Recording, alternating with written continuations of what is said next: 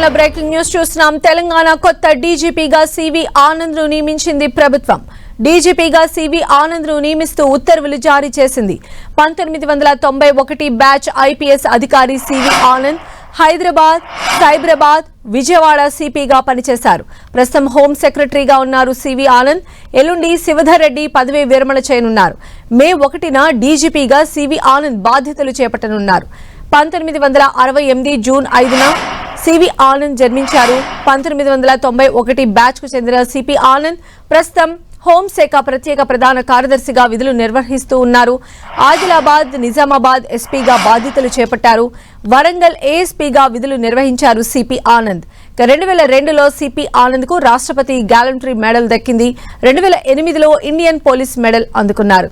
National police అకాడమీలో athletics లో 8 gold medals దక్కాయి. 2017లో అదనపు డైరెక్టర్ జనరల్ ఆఫ్ పోలీస్ గా నియమితులయ్యారు. 2021లో కేంద్ర సర్వీసుల్లో additional director general of police గా పదోన్నతి లభించింది. 2023 ఆగస్టులో డీజీపీ హోదా కల్పిస్తూ రాష్ట్ర ప్రభుత్వం ఉత్తర్వులు జారీ చేసింది. 2021-23లో హైదరాబాద్ సిపిగా సిపి ఆనంద్ పనిచేశారు.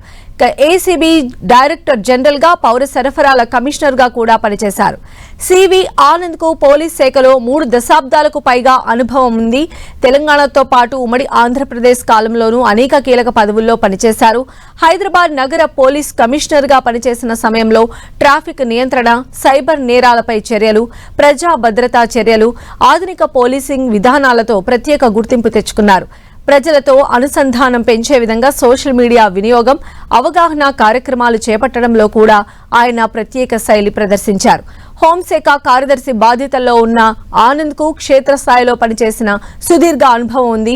ముఖ్యంగా శాంతి భద్రతల నిర్వహణలో ఆయనకు ఉన్న పట్టును పరిగణలోకి తీసుకుని ప్రభుత్వం ఈ నిర్ణయానికి మొగ్గు చూపినట్లు తెలుస్తోంది.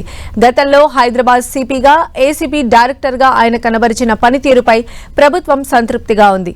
ఈ నేపథ్యంలోనే రాష్ట్ర శాంతి భద్రతల బాధ్యతలను ఆయనకు అప్పగించడం ద్వారా శాఖలో మరింత క్రమశిక్షణను పెంచవచ్చని సర్కారు భావించి బాధ్యతలు అప్పగించింది.